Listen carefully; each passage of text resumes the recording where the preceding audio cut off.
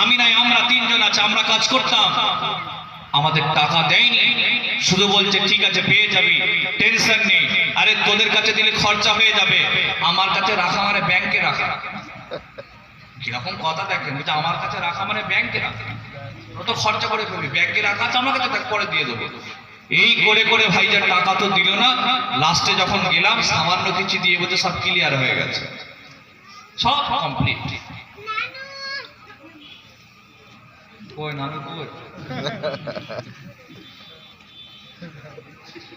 আল্লাহ, বুঝছেন এরকম বহু লোক আছে, বহু আমার নিজের চোখে দেখার নাম বলছেন, আল্লাহ মাফ করুক। হ্যাঁ, সব তোল পার করে ফেলছে, কি যে হবে আল্লাহ জানে।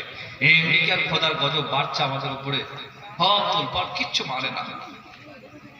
আজ আমাদের সমাজে অনেক লোক আছেন কথা দিয়ে কথা রাখে না, ওয়াদা করে না, পূরণ করে না, জবান দিয়ে জবান আদায় করে না।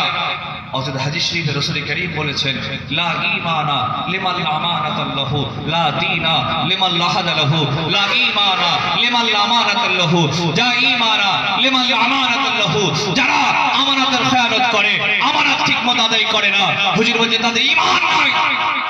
লা দীনা লিমান লাহাদালাহু, যারা ওয়াদা করে ওয়াদা পূরণ করে না, কথা দিয়ে কথা রাখে না, জবান দিয়ে জবান রাখে না, হুজুর বলেন তাদের দ্বীন নাই। কত বড় কথা, মাথাটা রাখেন। হুজুর বলছেন যারা আমানতের খেয়ানত করে তাদের ঈমান নাই, আর যারা ওয়াদা করে ওয়াদা পূরণ করে না তাদের দ্বীন নাই। আল্লাহ রাসূল যখন রাতের অন্ধকারে মক্কা শরীফ থেকে মদিনাতে চলে আসলেন, হিজরত করবেন, ডাকলেন আলী এদিকে এসো। হযরত আলী এলেন। হুজুরের মনটা একটু খারাপ, নিজের জন্মদেশ ছেড়ে চলে যাচ্ছে।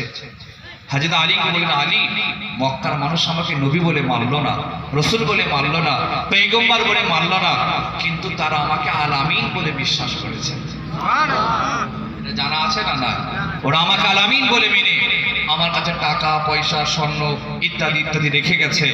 শোনো, এটা অমুকের, এটা অমুকের, এটা তার, ওটা তার। সকালবেলা তুমি এগুলো তাদের বাড়ি বাড়িতে আমানতগুলো পৌঁছে দেবে। জোরে বলবেন না? জোরে বলবেন না সুবহানাল্লাহ? দেখেন আজকে যদি আমরা হতাম, দেশ ছেড়ে পালাচ্ছি, কিছু টাকা দিয়েও ঝেড়ে পালা। এমনও পশ্চিমবঙ্গের লোক আছে, আমাদের পশ্চিমবঙ্গে আছে এবং বাংলাদেশে সব থেকে বেশি।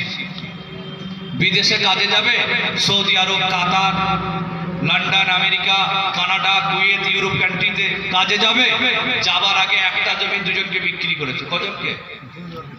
একেও বলছে তোকে বিক্রি করলাম, ওকেও বলছে তোকে বিক্রি করলাম। দুজনের কাছ থেকে টাকা নিয়ে এ বেটা কানাডায় বসে আছে, দুজনে মারামারি করছে।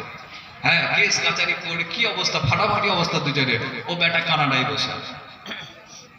কেমন সব চিটিংবাজি কারবার আমাদের সমাজে। ভাইরা আমার, আল্লাহ রাসূলের দরবারে ওই যুবকটি সামনে দাঁড়িয়ে যায়। হযরত আলী যুবকটিকে সামনে করে নিয়ে আমার রাসূলের সামনে দাঁড়িয়ে যায়। হুজুর বলেন, বাবা তুমি তোমার সব পাওনা কি পেয়ে গিয়েছো? আমার নবীর কথা শুনে যুবকটা চোখ দিয়ে পানি গড়িয়ে যায়, কেঁদে কেঁদে বলেছে, ইয়া রাসূলুল্লাহ, ইয়া হাবিবাল্লাহ, বুঝতে পেরে গিয়েছি আপনি সত্য নবী, আপনি ন্যায় নবী, আপনি হক নবী। সত্য নবী না হলে এত দয়া, এত মায়া, এত মমতা, এত মোহাব্বত থাকতো না। না না না, আর দেরি করলাম না, আমি হাতটা বাড়িয়ে দিলাম, আপনাকে আল্লাহর নবী বলে মেনে নিলাম। হাতটা বাড়ালেন, রাসূলের হাতে হাত দিয়ে তওবা পড়ে কলমা পড়ে ঈমান এনে মুসলমান হয়ে গেল। সুবহানাল্লাহ। তাই ভাইরা মনে রাখবেন, ইসলাম তাম পৃথিবীতে ছড়িয়েছে তলোয়ারি দিয়ে নয়, খুন করে নয়, মার্ডার করে নয়, যুদ্ধ জিহাদ করে ছড়াই না। ইসলাম তাম পৃথিবীতে আমার নবীর মোহাব্বত দিয়ে, ভালোবাসা দিয়ে, প্রেম দিয়ে, দয়া দিয়ে, মায়া দিয়ে ইসলাম তাম পৃথিবীতে জিন্দা হয়ে যায়। ইসলাম তাম পৃথিবীতে ছড়িয়েছে তলোয়ারি দিয়ে,